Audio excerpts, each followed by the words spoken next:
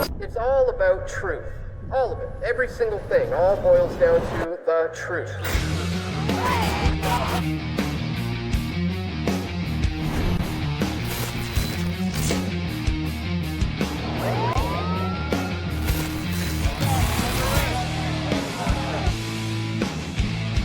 We all want truth.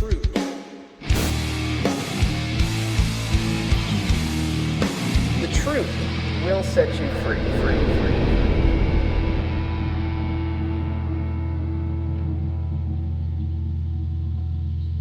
All right, welcome to the program, ladies and gentlemen. This is Press for Truth Live. I'm your host, Dan Dix. Today is Tuesday, December the 1st, 2015. I'm glad to have you joining us today because so many things going on in the news. Obviously, we have the Paris Climate Change Conference kicking off this week, going on all week right now in Paris. And as I'm sure a lot of you guys know, what we're seeing now is the centralization of power into fewer and fewer hands, really. I mean, that's what this whole agenda essentially is all about. We actually put out a video on that yesterday called the Paris Climate Change Conference is all about global government. So check the links in the description for that one.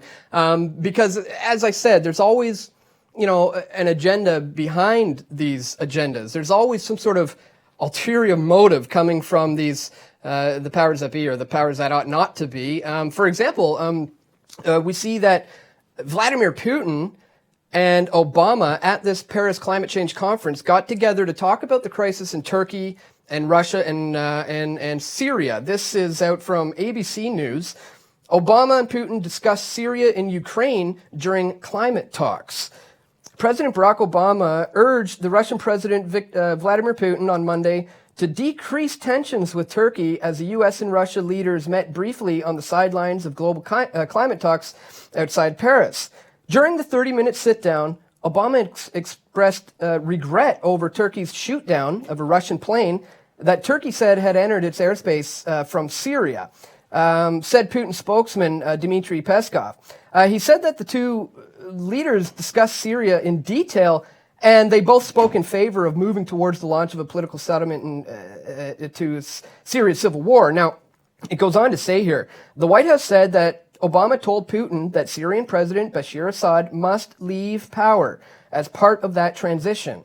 A long-held U.S. position that remains at odds with Russia's support for Assad. Obama also called on Russia to focus its airstrikes in Syria on Islamic State militants, not rebels fighting Assad, the White House said. Well, yeah, I mean, how convenient is that to not have the rebels? He doesn't want to be fighting the rebels. I mean, that is very, very convenient for the White House, obviously, because, the rebels now are tomorrow's terrorists. Al-Qaeda of yesterday is the freedom fighter of yesterday is Al-Qaeda of today. You know what I'm saying? When the freedom fighting militants who are being trained by Canadian government, American government, are over there taking out secular dictators, this is the ISIS that we have today. So any people who are there training now, allegedly helping under a humanitarian mission, today's militant freedom fighter, so to speak, is tomorrow's terrorists. And this is precisely what got us into this problem in the first place. And now it's moving to, the situation is escalated because of the Syrian refugee crisis. And now this brings on a whole new topic when it comes to these refugees coming into the West and Europe because of the Muslim caliphate. Now, this is something that is on a lot of people's minds right now, and I actually want to just go to our guest for today. Because we have a limited amount of time with them, and Tom, we're going to be speaking today with Tom Woods. He's an author, he's a researcher, a podcaster, and it's just a pleasure to have you on, sir. Tom, thanks so much for joining us here today at Press for Truth Live. My pleasure. Oh, I'm not hearing them through the speakers. Thanks for joining us. I was on your website looking at some of the things you've done. We titled this video Turkey, Russia, Syrian Crisis from a Libertarian Perspective. And I did notice that you have a lot of books on Catholicism, and one in particular called How the Catholic Church Built Western civilization. Now, that's very interesting. I want to get your as a Christian or somebody who's written on Catholicism's being built in the West. I'm wondering, how does this play into what's going on right now with the Muslim Caliphate, or what's your understanding of the Muslim Caliphate and this idea of Islam spreading its message to the West? Okay. Well, this is not really my area, but I can share a few thoughts, I suppose. I think there are a lot of libertarians who think that they are obligated for some reason as libertarians to hold the opinion that Islam is and must be a religion of peace. Well, maybe it is and maybe it isn't, but there's nothing in the libertarian perspective that obligates you to take one position or another on that. But I think some of them feel like if they say anything negative about any religion, they're being unlibertarian. Of course, that doesn't apply to Christianity, which they can say negative things about all day long. But if it's Islam or anything else, they become multiculturalists all of a sudden. Now, my view is I'm agnostic on the question. I see evidence on both sides. But as a libertarian, this is immaterial to me. There is no particular position that my ideology obligates me to hold. It just tells me, look at the evidence and see what you conclude from it. And it is true that the early history of Islam is an aggressive history. There's no question about that. I was just talking the other day to somebody who comments on this stuff on a daily basis, who didn't even know that the first century of Islam was a century of expansion around the world. And I bet there are some of my listeners who will be surprised to hear me say that, but that's obviously true. When we think about Egypt today, we think of it as an Islamic society. But we think about that because that's what it became in the first several generations after the death of Muhammad. It was actually a Christian center. Likewise for Syria, the catechetical school of Antioch was, in Antioch. We think about a lot of other places that we think of as, for example, Turkey. These places were Christian places. Right. The fact that they are not Christian places anymore did not just happen because of demographics or the natural evolution of society. It happened because of the use of force by Islamic societies, and that has continued over the centuries. It waxes and wanes, but we hear a lot of hand-wringing in the West about the Crusades. But the Crusades are whatever the right or wrong of the Crusades is, they are the tiniest little speck of nothingness by comparison with the expansion of Islam. We're talking about holy wars over a tiny, tiny amount of territory, relatively speaking. Whereas we're talking about Islamic expansion that went all across North Africa, into Spain, into the Byzantine Empire, into Asia Minor, into the heart of Europe in some cases. Mm-hmm.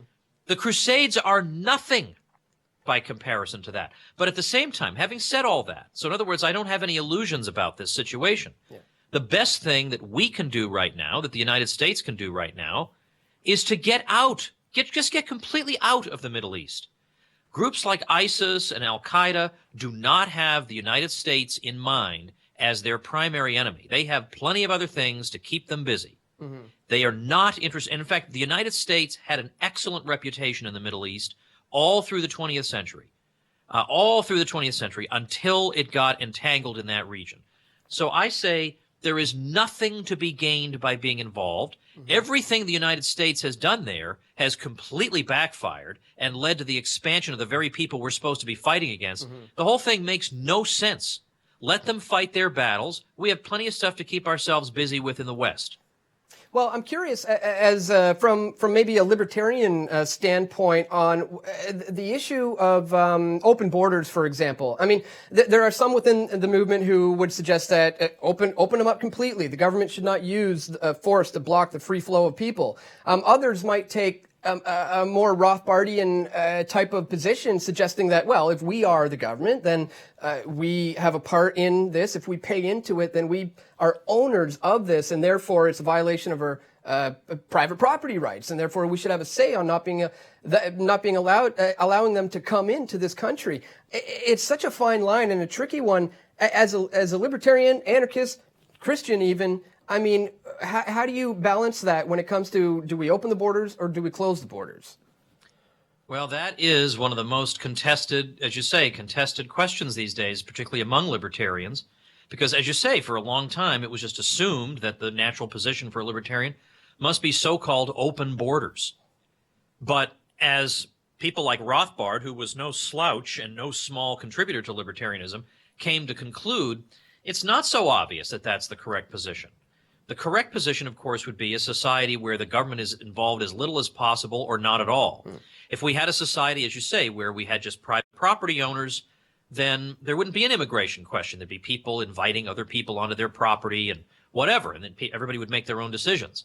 But today you have a forceful opening and a demographic mixing on the part of government that's subsidized by government that leads to population mixtures that wouldn't have occurred on a free market, that wouldn't have occurred if you had private property owners making the decisions. Right. So the outcome is not a free market outcome.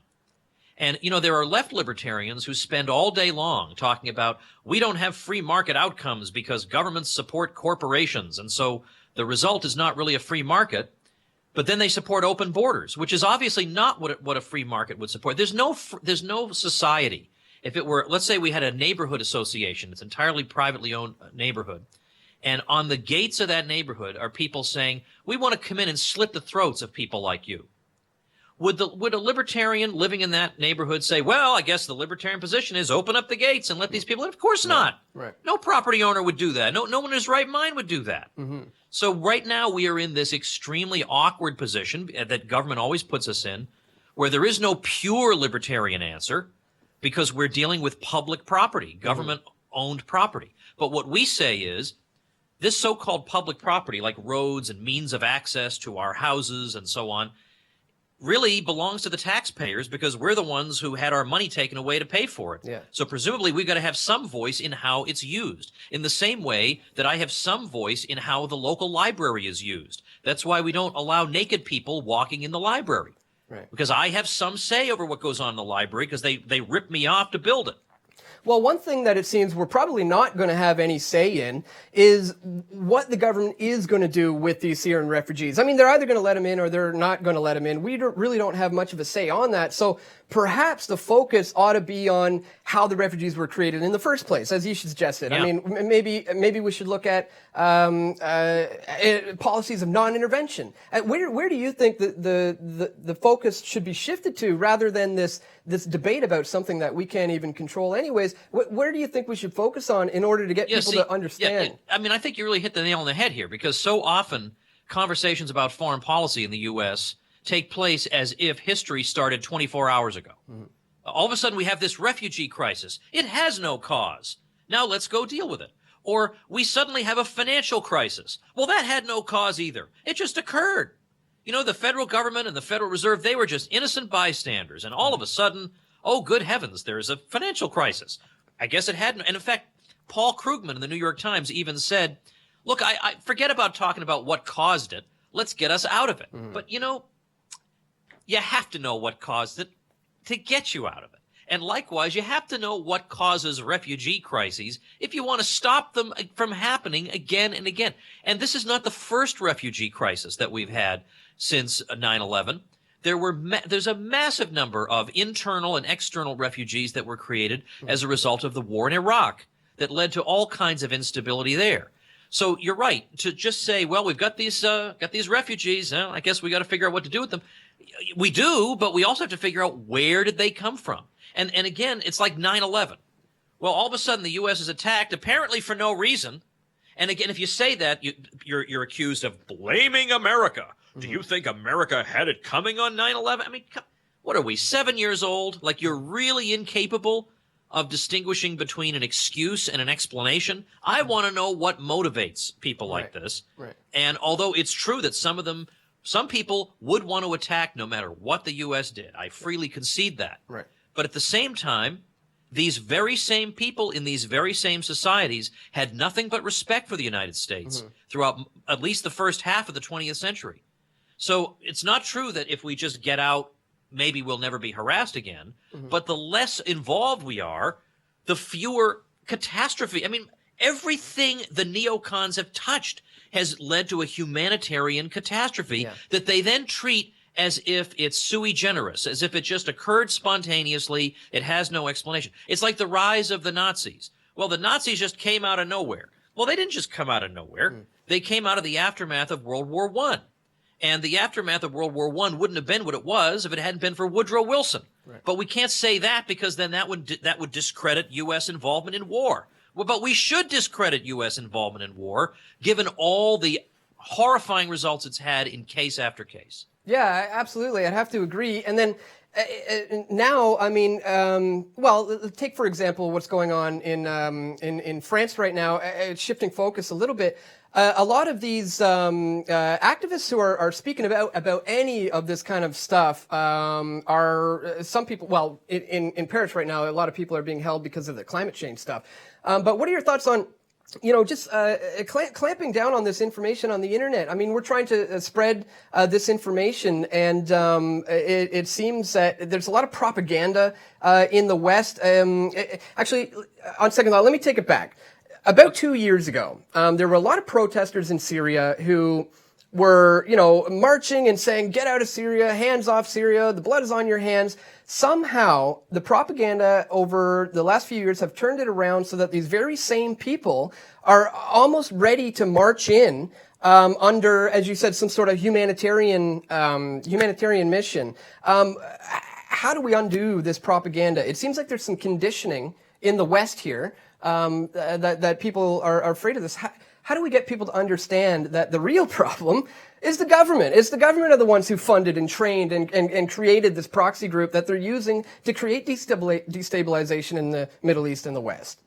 Well, there's good news and bad news here. Well, I'll start with the bad news. The bad news is that you have a lot of Americans who are so deeply propagandized, you probably can't ever reach them. Like, these are the people who stand up and cheer no matter what the U.S. government does abroad. It's like a video game they can enjoy from the comfort of their homes. There's no reaching those people. Now, I should never say never, because I used to be one of those people. But I was one of those people when I was a young man, and I wasn't so set in my ways. The good news is that the younger people, as screwed up and confused as they are, I mean, heaven help me, they're chasing after Bernie Sanders of all people. Yeah. The younger people at least are skeptical about the war claims. That's at least something. So I think with the passage of time, I think there will be more public pressure to rethink foreign policy. But right now, look at the demographics of the American voter base. It's overwhelmingly older folks, overwhelmingly. And those are the ones who were raised to treat the military like something that's really like a sacred institution. Some of these people, they don't believe in milk subsidies. They don't trust the government on anything it tells them about anything else. But there's one class of government employee they will stand up and salute for, and they see no contradiction or problem here.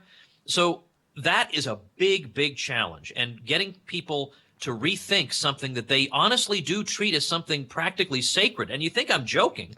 I'm not about the sacred. I mean, look at the songs people sing in church on the 4th of July or on Veterans Day, the iconography that we sometimes see. I mean, I just saw a Santa Claus image where he's got his knee down reverencing the Air Force. Like, what? This is not normal. When I was growing up, yeah, people by and large thought the military was a pretty good thing.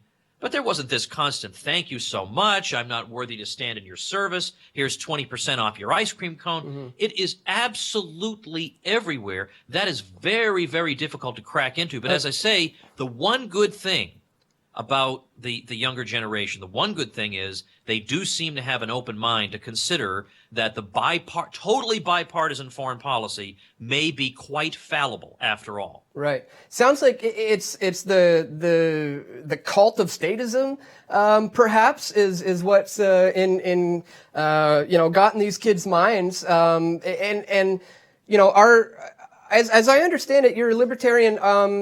Do you also identify as an anarchist?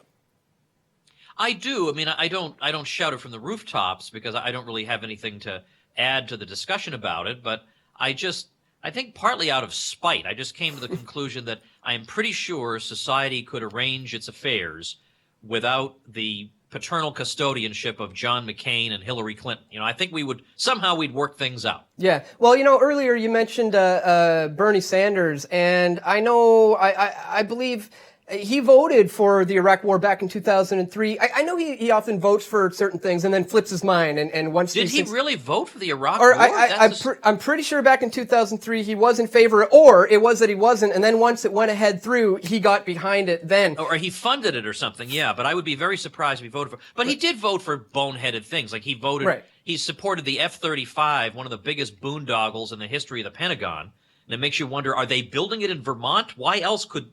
How could you possibly account for somebody being so consistently in favor of this total disaster? Yeah. He voted in favor of bombing Kosovo in 1999, which was a total propaganda war against the Serbs on the basis of nothing other than the usual BS from the Pentagon about hundreds of thousands of people have probably been murdered. There were no hundreds of thousands. I mean, a typical lie from these people, and Bernie Sanders just went right along with it. So, you can't trust this guy, and he loves the drones, and Right. I mean, yeah, obviously he'd be better than George W. Bush, but I mean that just goes to show how low the threshold is that we've set. Now, on the other spectrum, on the other hand, you have Donald Trump out there. I might as well ask you about this since I have you here. I mean, what are your thoughts on Trump? I mean, he says a lot of good things, but I mean, he's really just saying the things that are resonating on the minds of Americans that other people maybe don't have the balls to say because we're in this politically correct world. Do you think he's the real thing? Is he legit, or is he potentially controlled opposition? No, I think he really is speaking his mind, and I think he's enjoying himself. And there are times when I enjoy watching him, and there are other times when I say, I think he's going to be elected, and I think he'd be a real problem. Now, the good in him is that he got the GOP establishment completely flustered. Like, they had their game plan all set. Jeb Bush is going to win, and that's the way it's going to be. And it just hasn't happened at all. And I love the way he uses Twitter and he fires back at people. And I like his tax plan. So he's not all bad. But he really is I don't want to, well, maybe I do want to say a Mussolini type. I'm not saying that to be melodramatic, but in the sense of I embody the nation. And it's important for my will to be expressed in law because I am the personification of the will of the people, at least the will of the silent majority of the people. And so you can very easily imagine him saying, look, I've got to run roughshod over all competing power centers in order to advance my agenda. And that means if the Senate is obstructionist, then I'll pass this treaty and I'll do what Teddy Roosevelt did. I'll call it an executive agreement and just ram it through. I mean, I don't think he'd be all that different from other presidents because they all do that stuff. What would be different is the conservatives who hypocritically complain about Barack Obama's executive orders now not all conservatives, but the Trump supporters, they would immediately zip their lip when their man was doing it because, well, he's going to make America great again. And given how imprecise he is about what he stands for, it's on the one hand understandable to me, given how I can see why people want to react semi-violently against the PC regime they've been forced to live under. I at least understand the motivation, but it's frustrating to see these little old ladies waving flags behind Trump signs when we don't really know what he stands for other than make America great again and giving vague speeches and suggesting that what's really wrong with the country is that Donald Trump isn't in charge. So in other words, these are people who after 8 years of political education under Barack Obama, you would think it would have taught them something. And here's what it's taught them. The wrong man was in charge. If we had a different man in charge, then we'd get some things done around here. We'd roll up our sleeves and get to work. That's what they've learned. That's what these people have to show for themselves after 8 years of Barack Obama. We just had the wrong guy. I mean, here I was naively thinking they might draw a more profound conclusion. Right. That maybe there's something rotten with the whole institution. Nope. We just need this man with his red hat in there. Very, very disappointing and frustrating. Well, what happens when the establishment starts to realize that they need to shift the game here and they introduce a female like Hillary Clinton? I mean, do you think it's possible she'll go after the, I don't know if you're familiar with this current movement of third wave feminism that's gaining lots of traction all over the world. It seems that Hillary's going to be going after this type of a vote. What do you think could potentially happen for the future of America if we saw somebody like Hillary Clinton in there? Well, I have a friend who argues that because Hillary Clinton is so naturally loathsome, it would be harder for her to rally the people behind truly vile things. Whereas Trump is more charismatic. I mean, you may be turned off by him, but obviously a lot of Americans are not. And he's generating gigantic crowds and enormous enthusiasm. So he could come up with a truly appalling idea and really bring a lot of people along with him. So if forced to choose between those two, my friend suggests it would be better to have the more hated person in charge. Now, I'm not sure I buy that it's better to have the more hated person in charge. I don't really know what's better. I feel like I'm being forced to choose two different kinds of poison. But with Hillary, you're going to get the same foreign policy that you've had. You get a mildly different domestic policy. It'll mainly just be different people will be on the take. But I think I think it would just be more of what we've had for as long as any of us can remember.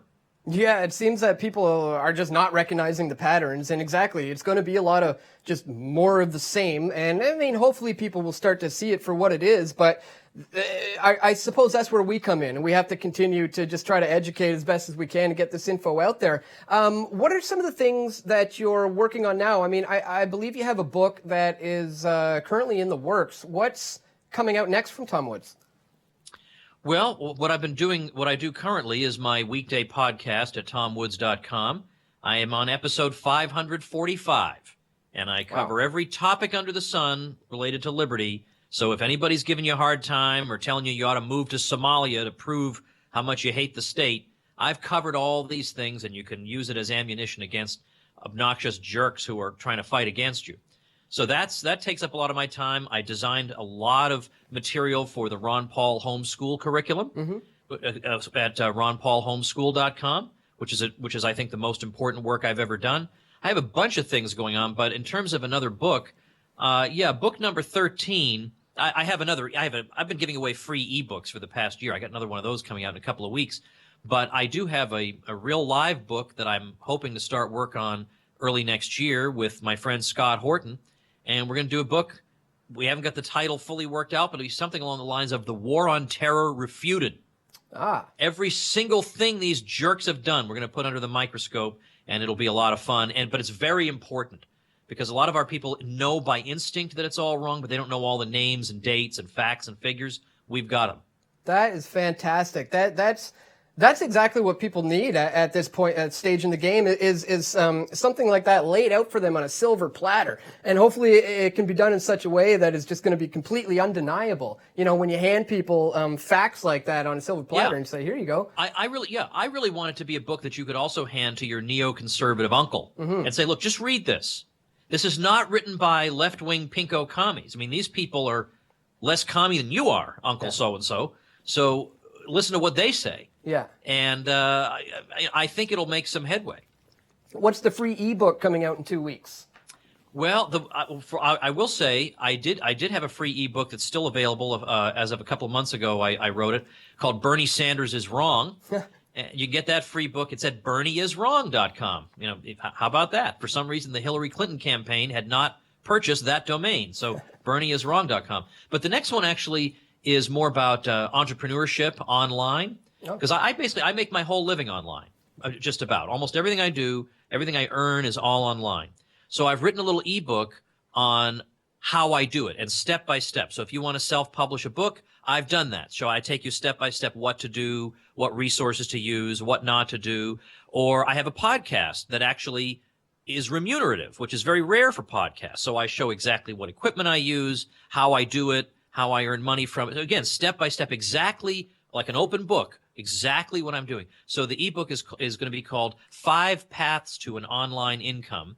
And if you get my ebook on Bernie Sanders at bernieiswrong.com, I'll have your email address. I'll be able to drop you a line and send you that book when it's available. Fantastic. I'm actually very interested in that other one. I also make a living online, and As I was alluding to earlier, a lot of the authorities are clamping down on a lot of this type of information, these types of channels, and my YouTube channel was recently completely demonetized. I can't monetize any more YouTube videos. Then again, I don't know that you should really be depending on getting your money from the big evil Google anyways, but so I think this is going to be good for activists and journalists and people out there who are going to see the government clamping down on them, because they're going to have to come up with other avenues of revenue, right, to be able to keep it going. I mean, there's nothing wrong with being able to sustain yourself in this movement. Have you ever come across that problem? You know, people have an issue with you making money.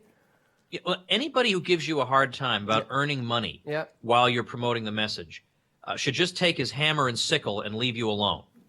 I mean, this is extremely annoying. There are people who have made tremendous sacrifices. I made tremendous sacrifices that I probably shouldn't have made to prepare 400 videos for young homeschoolers so that they'll learn the stuff that it took me a lifetime to learn. Yeah. You know, I lost 2 years of my life pouring myself into that for pennies. Yeah, I would like to earn some money. It doesn't make me a greedy SOB. You know, so I have no patience whatsoever, especially when people like you and I, we give away free content all day long, every single day. If somebody complains that I also earn money, the person is a commie. I don't want him listening to my show, and he can go jump in a lake. How about that?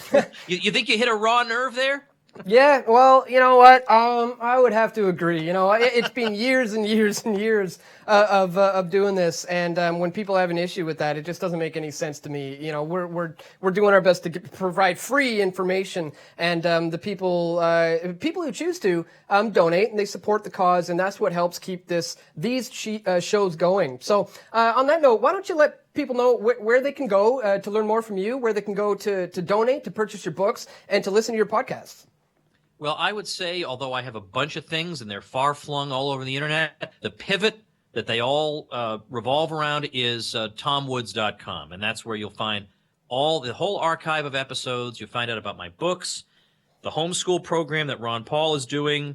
I have a program for adult enrichment. If you feel like there's a slight chance that in school they didn't teach you real history and stuff like that, I have a whole program for that. All kinds of resources, but it all starts at tomwoods.com. Fantastic. Check the links, folks. Tom, thanks so much for joining us here today. And take care. We'll talk to you later. Thanks a lot. All right, folks. That was Tom Woods, and fantastic show. I mean, he made a lot of great points there, and I want to thank you for tuning in. We didn't get a chance to take any questions from the chat today, but I think we're going to try a new format maybe next week, and we'll let you get the questions in through Twitter beforehand, because it's probably too distracting for me to try to read questions while I'm listening to my guests. So get your we'll prompt you for that for next week. Anyways, for this week, folks, thank you once again for tuning in. I hope you enjoyed the show. We're going to see you back here next week on Tuesday at Press for Truth Live. Keep fighting the good fight.